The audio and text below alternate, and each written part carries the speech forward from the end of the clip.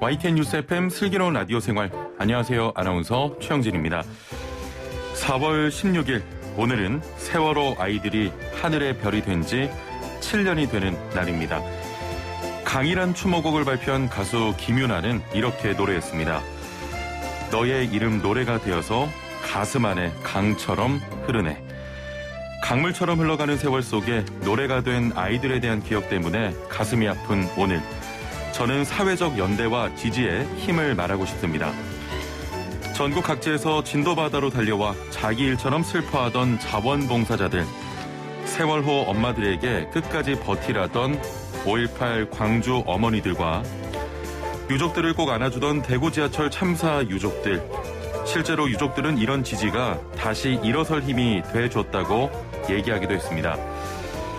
7년의 시간이 흘러가는 동안 함께 애통해온 우리 모든 청취자들과 오늘 다시 아픔에 연대합니다. 떠난 아이들을 잊지 않고 기억하고 또 추모합니다.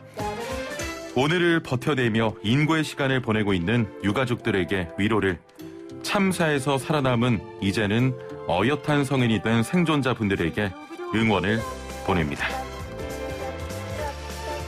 오늘 1부는 생활백서 시간입니다. 4월 15일인 어제는 102주년 화성 4.15 제암 고주리 학살 사건 추모제가 있었다고 하는데요. 서철모 화성시장 연결해 자세한 내용 들어보고요. 이어서 건강상담 전해드립니다. 한국인의 30%가 대사증후군을 진단받고 있다고 하는데요. 대사증후군이 무엇인지, 건강은 어떻게 지켜야 하는지 살펴보도록 하겠습니다. 2부는 이슈 인터뷰 시간인데요. 일을 하다 얻은 정보를 이용해 공직자가 사익을 추구하는 것을 금지하는 이해충돌방지법이 정무위원회 법안 소위를 통과했습니다. 전현희 국민권익위원장과 해당 내용 살펴보겠습니다. YTN 뉴스 FM 슬기로운 라디오 생활 지금 바로 출발합니다. 네, 슬기로운 라디오 생활 1부는 생활백서로 시작합니다. 오늘은 화성시 소식인데요. 1919년 3월 1일 조국 독립을 위한 독립만세운동은 서울뿐만 아니라 전국으로 삽시간에 퍼졌습니다. 경기도 화성에도 당시 격렬했던 만세운동의 역사 현장과 이를 탄압한 일본군의 학살 현장이 남아있다고 하는데요. 바로 제암 고주리 학살 사건 현장입니다. 어제 102주년을 맞아 제암 고주리 학살 사건 추모제가 열리기도 했는데요. 서철모 화성시장 연결해 자세한 내용 들어보겠습니다. 시장님, 안녕하세요. 네, 안녕하세요. 서철모입니다. 예. 3.1운동 당시 일제의 그 화성 4.15 재임리 고주리 학살 사건에 대해서 모르고 계신 분들도 많을 것 같은데요. 자세한 설명해 주시죠. 네, 화성은 3.1운동 당시 전국에서 가장 치열하고 조직적이면서도 공세적으로 일제에 맞서 싸웠던 지역입니다. 예. 화성에서 3.1운동 이후에 3월 26일부터 대규모로 만세 시위가 있었는데요. 예. 그로 인해서 일제는 화성 시민을 탄압하기 시작합니다. 근데 여태껏 일반인들이 모르는 것 중에 하나가 화성에서는 좀 공세적으로 만세운동이 이루어져가지고 예. 일본 순사 2명이 처단되게 됩니다. 예. 그래서 일본에서는 그냥 이거를 시민운동으로 보지 않고 훨씬 더 크게 확산될 수 있다는 염려 때문에 예. 군대를 투입하게 됩니다. 제암리에, 화성시에. 예. 화성시에 군대를 투입해서 마을 주민 23명을 제암교회에 가둬놓고 총살을 하고 예. 고주리로 넘어가서 독립운동가 김홍열 씨와 그 일가족 6명을 처참하게 학살하는 이런 집단 학살 만행 사건이 발생한 것입니다. 이 3.1운동이 그날 하루에 끝난 게 아닌 거군요. 네네. 제암 고주리 학살 사건은 세상에 어떻게 알려지게 된 겁니까? 네, 4월 15일 날 그 만행이 이루어졌는데 예. 공교롭게 그 다음 날 미국에서는 화성이 계속 공세적으로 만세운동이 이루어지고 있다, 이러한 소문을 듣고 예. 미국 구형사 커티스 부형사께서 예. 선교인 언더우드 기자와 테일러라는 분을 화성에 가서 한번 이 사건을 한번 조사해봐라라고 이렇게 보내게 됩니다. 우연히. 그런데 우연히 화성을 돌다가 예. 연기가 나고 불나는 데가 있어서 이 제암리 학살 사건이 전날 일어났기 때문에 이걸 보게 됩니다. 그렇군요. 예. 우연히. 이걸 보고 나서 원래 이 발견 우연히 하게 됩니다. 예. 그래서 이걸 발견하고 나서 다른 걸 조사할 게 아니고 이러한 만행이 이루어졌다라는 걸 사건 발생 직후에 와서 미국 국무부와 선교회 본부에 이 사안을 보고하게 됩니다. 예. 그리고 발생 3일 후에 캐나다 선교인인 플랭크 스코필드 박사께서 예. 수원에서 자전거를 타고 이 제암리에 와서 이 참사 사진을 다 찍어가지고 기록을 해서 일본군 잔악행위에 관한 보고서라는 걸 작성해서 세계에 공개하게 됨으로써 이게 알려지게 됐습니다. 이렇게 알려지게 됐군요. 네네. 예. 이후에는 또 정부가 이 스코필드 박사의 공헌을 또 기려서 건국 훈장, 독립장을 또 수여하기도 했고요. 네네. 예, 스코필드 박사는 뭐 34번째 민족 대표로 또 불리고 있는 분입니다. 네, 이 당시에 예. 이 박사님께서 이 보고서를 내고요. 예. 1920년에 추방을 당합니다. 예. 독립운동을 했다는 이유로 이분이 추방을 당하게 돼요. 예. 그리고 나서 이분이 이제 유교가 끝나고 1959년에 다시 한국으로 돌아와서 한국인 신분으로 영구 귀국한 다음에 사회봉사 활동을 하고 이러셨고 국가에서는 이분을 기리기 위해서 1968년에 건국훈장 독립장을 수여하게 됩니다. 그래서 이분은 또 한국인으로 귀국하셔가지고 한국 이름 석호필이라는 이름을 갖고 계시고 70년도에 82세로 생을 마감하셨고요. 현재 민족 대표로 국립서울 현충원에 안장돼 계십니다. 예, 이 화성시의 이 스코필드 박사 동상도 지금 건립이 돼 있죠? 네, 2015년에 제암리 순국기념관 공원에 스코필드 박사 그 자전거와 이런 걸 형상화해서 저희가 동상을 건립했습니다. 그렇군요. 화성에서도 치열한 독립운동이 펼쳐졌습니다. 화성에서의 독립운동 어떤 특징이 있었습니까? 네, 아까도 제가 간단히 말씀드렸는데 화성은 전국에서 가장 조직적이고 공세적으로 독립운동이 이루어졌습니다. 화성 독립운동의 특징이라고 하면 다른 곳의 독립운동은 장날 같은데 그 만세운동을 주도한 분들이 장터에 계신 분한테 만세를 주도하면 이분들이 따라서 이렇게 만세를 하는 이런 형태로 전국적으로 이루어졌습니다. 근데 화성은 그런 형태가 아니고 아예 조직적으로 그 장날 이런 날 전에 만세를 기획합니다. 사전에. 이러해서 만세운동을 이렇게 설계를 하는 거죠. 기획을 하고 거기에 조직적으로 만세운동을 해서 많을 때 2,000명까지 이렇게 참여해서 몇 킬로씩을 걸어오면서 만세운동을 한 이런 형태로 만세운동이 전개됐습니다. 그래서 다른 곳과는 다르게 저희는 그 횃불 같은 걸 이용해서 면사무소, 주재소, 일본인 소학교에 방화도 하고 그다음에 일제를 직접 공세적으로 독립운동을 전개한 이러한 독특한 독립운동의 역사가 있습니다. 우리 시장님께서 그 지역 내 독립운동 역사에 대한 관심이 굉장히 많으신 것 같습니다. 역사 선생님 같습니다. 제주 제암 고주리 학살 사건의 희생자를 추모하기 위해서 해마다 4월 15일이면 추모제를 진행하고 있다고 들었는데 올해는 코로나19로 추모제 진행이 조금 어려운 상황이었을 텐데 어떻게 좀 진행을 하셨나요? 예, 저희가 그 2019년에는 그 매우 대규모로 이 추모 행사를 치르고 작년 금년에는 코로나로 인해서 이게 좀 축소됐습니다.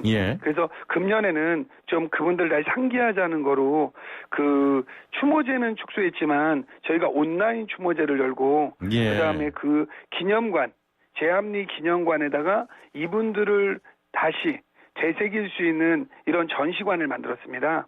그래서 1년 특별전을 저희가 이분들을 위한 특별전을 내년 3월까지 진행을 하고 있고요. 또한 이분들을 기리기 위해서 저희가 그 3.1운동 순국기념관을 새로 지금 짓고 있는 사업도 같이 하고 있습니다. 만세길도 조성하셨다고 제가 들었습니다. 네. 그 만세길이 좀 의미가 있는 게요. 저희가 2019년 3.1운동 100주년 기념해서 국내 최초로 만세길 31km를 복원했습니다. 근데 일반 분들이 그런 말씀을 하세요. 어떻게 딱 31km였냐. 근데 이게 저희가 인위적으로 31km를 한 게 아니고요. 그러게요. 31km? 네, 3.1운동에서 31km랑 연관하는데 저희가 그걸 전부 고증을 했습니다. 아까 말씀드린 것처럼 다른 데는 장터 같은 데서 그냥 몇 명의 기획한 분에서 우발적으로 그 만세운동이 이루어졌다면 저희는 조직적으로 기획한 만세운동이었습니다. 예, 예. 그래서 그분들이 이동한 터를 전부 다 역사적 고증을 거쳐서 복원을 했습니다. 예. 그래서 만세길의 독립운동가의 집터라든가 생가라든가 관공서 터라든가 횃불 시위했던 장소라든가 이런 걸 전부 다 고증해서 만세길을 만들었고요. 예. 이 만세길을 시작하는 거에 저희가 방문제센터를 만들어서 이 방문제센터 안에 독립운동한 분의 이름을 한 분 한 분 새겨놓는데 공교롭게 이게 저희가 세계적으로도 인정을 받아서 예. 2019년에는 아이코닉 어워드 건축 분야 대상도 수상했고요. 예, 예. 작년에는 IF 디자인 어워드 실내 건축 부분 금상을 수상했고 예. 올해에도 대한민국 공공 디자인 대상 프로젝트를 또 수상하기도 했습니다. 예, 역사적인 굉장히 의미도 있지만 또 다양한 어떤 건축 상도 지금 수상을 했는데 현재 지금 코로나19 상황에서도 약간 진행을 하고 있는 겁니까? 네, 현재 저희가 진행을 하고 있는데 예, 예. 이렇게 축제 형태로 많이 진행을 하고 있지 못합니다.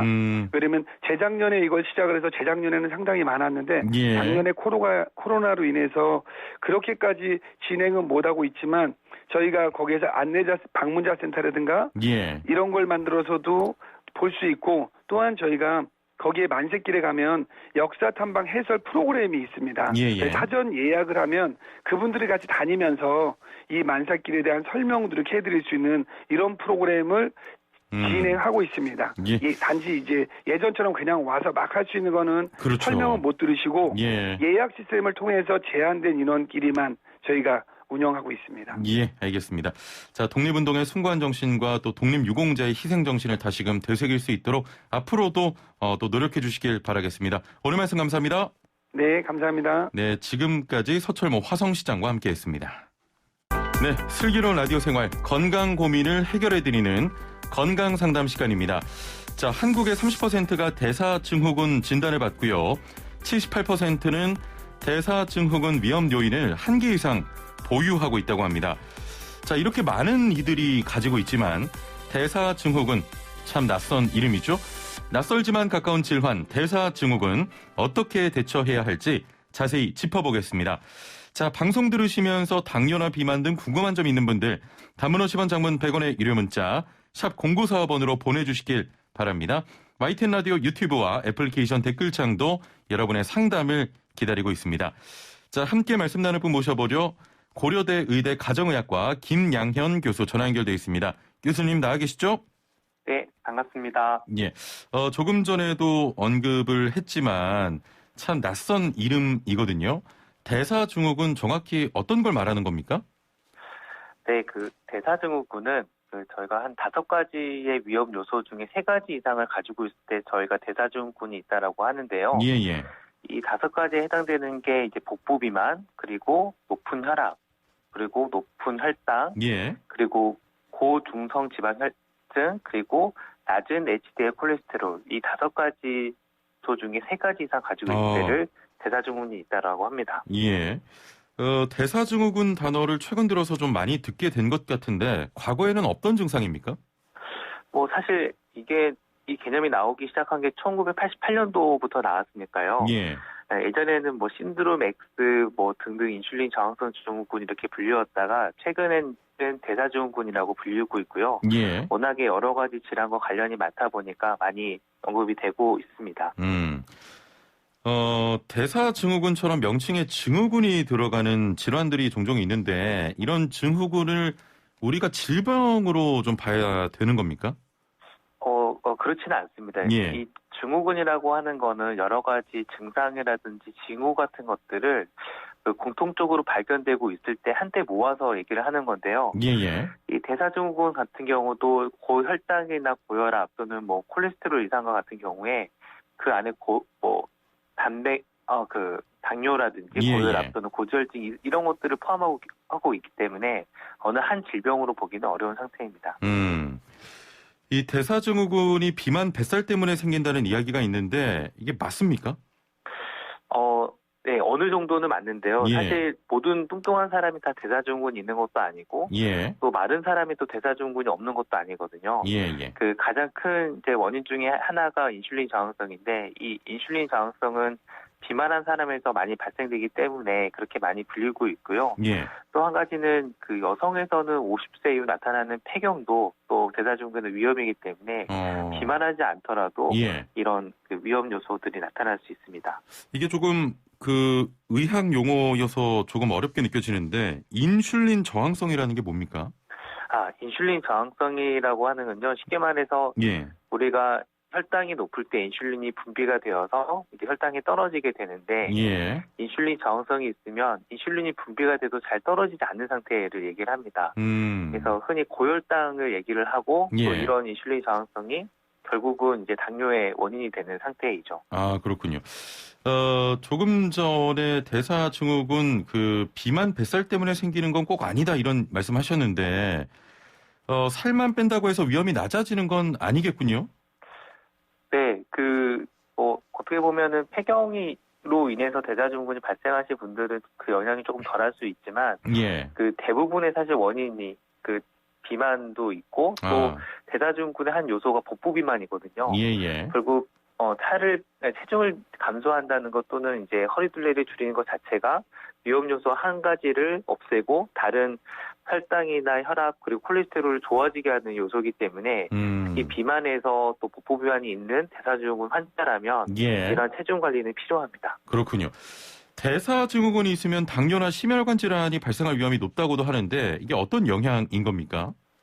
네, 앞서 말씀드린 것처럼 결국은 이제 가장 중요한 기준 중에 하나인 인슐린 저항성 때문에 그런데요. 예. 이 인슐린 저항성이 당뇨, 그러니까 즉 혈당을 올리는데 가장 직접적인 영향을 줄 뿐만 아니라 이 콜레스테롤에서 우리가 흔히 동맥경화성 콜레스테롤 변화를 일으키는 원인이 되기 때문에 이로 인해서 그 심혈관 질환 발생이 높아질 수 있습니다. 예.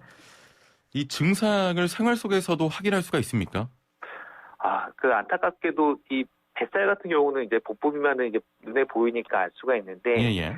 이 혈당이나 혈압 또는 콜레스테롤 이상은 검사를 하지 않으면 알 수가 없기 때문에 그래서 우리가 흔히 1년에 한 번이나 2년에 한 번씩 하는 건강검진을 받음으로써 확인할 수는 있습니다. 그때 확인이 가능한 거고요. 네. 자, 그렇다면 중요한데 이런 증후군도 치료할 수가 있는 겁니까? 네, 그렇죠. 결국은 이 5가지 요소를 줄이는 것. 즉, 만약에 5가지에서 3가지 이상 가지고 있다라고 한다면 그 요소를 한 가지만 줄여도 대사증후군이 아닌 이제 위험 주의 정도 단계가 되고요. 만약에 5가지를 가지고 있으면 가장 위험한 상태인데 그 중에 또 이 2-3개 정도를 더 줄이게 된다면 이런 대사증후군에서 벗어날 수 있기 때문에 이런 요소를 각각 하나씩 예를 들어서 혈당이 높은 분들은 운동을 하거나 단 음식을 적게 드신다든지 또는 혈압이 높은 분들은 좀 더 싱겁게 먹는다든지 이런 활동들을 통해서 대사증후군의 위험을 줄일 수 있습니다. 알겠습니다. 자, 지금 상담 바로 풀어가도록 해보겠습니다. 8518번님께서는 50대 남성인데요. 뱃살 빼려면 어떻게 해야 하나요? 저도 궁금한 내용입니다. 네, 사실 뱃살만 집중적으로 뺄 수 있는 방법은 사실은 없는데 저희가 전체적인 체중 관리하는 과정에서 뱃살이 빠지게 되긴 합니다. 근데 특히 이 걷는 운동, 즉 활동에서 그 운동을 통해서 뱃살을 빼는 게 가장 효과적인 것으로는 돼 있습니다. 저희 담당 PD도 지금 내장 지방 때문에 고민 중인데 내장 지방은 어떻게 좀 관리를 해야 됩니까? 네, 사실 이제 복부 비만이 있고요. 또 내장 비만이라고 따로 얘기를 하긴 하는데, 이 내장 비만이라고 하는 거는 이 복부 CT를 찍어서 그 내장 지방의 면적을 가지고 저희가 따지는데요. 마찬가지로 뱃살을 빼는 저희가 식사 조절이라든지 운동을 통해서 빼는 과정을 통해서 저희가 이 피하 지방뿐만 아니라 내장 지방도 같이 줄일 수가 있거든요. 결국은 이 균형 잡힌 식사 그리고 특히 적게 드시는 거 그리고 많이 움직이는 거 이걸 가지고 대사증후군 위험을 또 뱃살의 위험을 줄일 수는 있습니다. 둘둘94번님께서는 당화 혈색소 6.3대 약을 안 먹고 있습니다. 고지혈증 약은 먹어요. 당뇨약 먹어야 됩니까? 라고 하셨거든요. 네. 6.3%면은 사실 저희가 그 당뇨 기준에는 해당되지 않고요. 6.5% 이상일 때 저희가 그 당뇨라고 진단합니다. 하지만 당화 혈색소가 6.3%라고 하더라도 6.4입니다. 6.4요? 네. 6.4는 그 당뇨는 아닙니다. 6.5부터 당뇨인데요. 근데 이게 4라고 하더라도 공복혈당이 뭐 126 이상이다. 이러면은 저희가 당뇨라고 진단할 수 있기 때문에 예. 당화혈색소뿐만 아니라 공복혈당을 같이 측정함으로써 당뇨 여부를 확인하고 예. 또 치료할 수 있겠습니다. 예.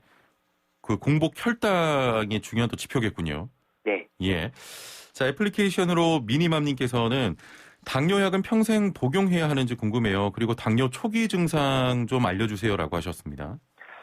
네, 한번 당뇨가 진단이 되면 저희가 이제 뭐 평생 약을 복용해야 된다라고 합니다. 대부분은 그렇고요. 예. 근데 일부 초기에 뭐 갑자기 살이 쪘다든지 어떤 뭐 약물에 의해서 좀 혈당이 올라간 상태라고 한다면 또 어느 정도 노력을 하면은 그런 요소들이 제거가 됐을 때 예. 당뇨가 호전되거나 또는 당뇨 전 단계로 되면서 이제 그 약을 안 드실 수가 있고요. 네, 하지만 이제 당뇨 같은 경우에는 이게 굉장히 오랫동안 뭐 비만이라든지 인슐린 저항성이라든지 이런 요소로 인해서 발생하는 거기 때문에 예. 아마도 한번 발생하면은 약을 평생 먹어야 되는 경우가 많습니다. 아, 그렇군요. 0779번님께서는 당뇨 경고를 받고 일정 기간 관리 후에 식후 검사를 받았는데 당화 수치가 5.4가 나왔습니다. 자, 그러나 혈당 수치와는 다르게 어느 정도인지 가늠하기가 어려운데요. 어느 정도입니까라고 질문하셨네요. 네, 5.4 정도라면은 제 생각에는 거의 공복혈당으로 본다면 100 미만일 것 같거든요. 예. 네.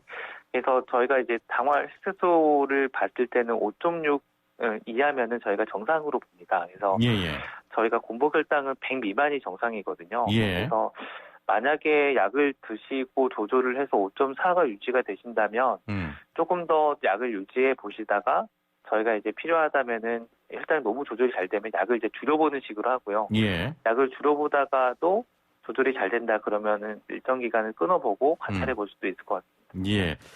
0183번님께서는 운동하러 갔는데 거기에서 기계로 측정을 해주곤 마른 비만이라는 얘기를 하더라고요.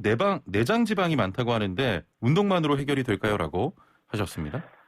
네, 사실 저희가 이제 이런 센터에 가서 뭐 측정하는 기계는 정확하게 내장 비만을 좀 측정하기 좀 어려운 단점이 있습니다. 여러 상황에 따라 달라지긴 하는데요. 우리가 마른 비만이라고 하는 거는 흔히 이제 팔다리는 가는데 이게 배만 나온 경우를 말씀을 많이 합니다. 근데 이거는 이제 운동하고 식이를 같이 병행하시는 게 좋습니다. 그 이유가 이 체중 감량을 위해서 가장 좋은 방법 중에 하나가 바로 이 식사 조절이기 때문에 체중을 전체적으로 빼는 과정이 필요해서 식사 조절이 필요한 거고요. 또 이 운동을 통해서 오랫동안 체중 유지나 이런 감소 효과를 유지할 수 있기 때문에 그렇기 때문에 운동을 같이 병행하시는 게 좋습니다. 그래서 어느 하나만 하시기보다는 둘 다 하시는 게 당연히 좋습니다. 가장 중요한 건 운동과 식단 관리겠군요. 네, 그렇습니다. 애플리케이션으로 사라12님께서는 대사증후군, 규칙적인 운동만으로도 극복할 수 있나요? 평생 약을 먹어야 합니까? 라고 하셨습니다. 네, 사실 대사증후군이 있다고 약을 드시는 건 아니고 그중에서 이제 혈당이 높아서 당뇨가 진단이 되거나 뭐 이산시절증이 이제 으로 진단이 되거나 이럴 경우에는 약을 이제 드시게 되는 거고요. 조절이 그런 어떤 약을 먹기 전 단계에서는 생활습관 규정을 통해서 이제 대사증후군이 예방이 되면 약을 드시지 않아도 되는 상태가 되고 어떤 운동만 가지고는 역시 뭐 앞서 말씀드린 것처럼 당뇨가 운동만으로 극복할 수 없고 혈압도 운동만으로도 이제 떨어질 수는 없기 때문에 당연히 이제 생활습관 특히 식이하고 운동 같이 하시는 게 필요한데요. 그 외에도 좀 더 추가적으로 말씀드리면 이제 수면 시간을 이제 일정하게 한 6시에서 7시간 이상 잘 유지하시는 거, 그 스트레스 관리 이것도 굉장히 중요한 요소라고 보여지고 있습니다. 좀 시간이 얼마 없어서 빠르게 답변을 부탁드리겠습니다. 7479번님께서는 뱃살 빼려고 빨리 걷기를 1시간 정도 한다고 하셨는데 괜찮습니까? 운동법으로? 네, 좋습니다. 이제 유산소 운동이기 때문에 좋고요. 다만 그거를 지속적으로 꾸준히 하시는 게 제일 중요합니다. 역시 뭐 꾸준한 운동과 식단 관리가 필요해 보입니다. 오늘 말씀 여기까지 듣겠습니다. 감사합니다. 네, 감사합니다. 네, 지금까지 고려대 의대 가정의학과 김양현 교수와 함께했습니다. 네, 1부는 여기서 마치고요. 2부는 이슈 인터뷰 시간 준비되어 있는데요. 공직자가 사익을 추구하는 것을 금지하는 이해충돌 방지법이 정무위원회 법안 소위를 통과했습니다. 이를 두고 국회의원이 빠진 것 아니냐 이런 논란들이 발생하고 있는데요. 전현희 국민권익위원장과 해당 내용 살펴보도록 하겠습니다. 57분 날씨와 교통정보 듣고 11시 정각에 뵙죠.